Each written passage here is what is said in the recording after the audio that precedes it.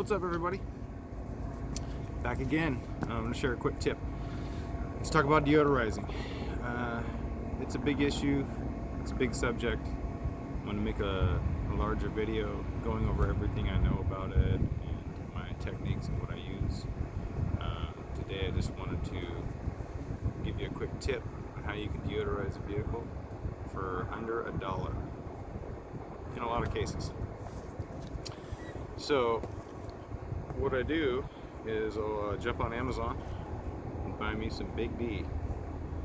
If you buy them by the case, you can get them for about $3.60, I think, a piece. So if you were to expel this into 4 different vehicles, it's less than $1 a car. And these are really powerful. I would never put 25% on one of these cans in my vehicle. Now they come, when you get them, they come looking like this. And they've got a cap on them, like this. Turn them over. And set that in the vehicle with it running like this, and that's why they call them a bomb. It'll let all of it out in one shot. It's going to be pretty powerful. I only do that on severely bad smelling vehicles.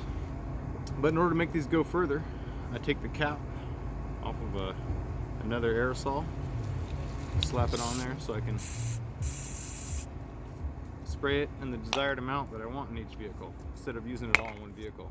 In order to do that, I usually use the caps off of a pre-valve, which is also a pretty cool little device where you can spray whatever liquids you want to spray, whatever kind of paint you want to spray out of this. It just comes with a jar and a power unit with aerosol in it.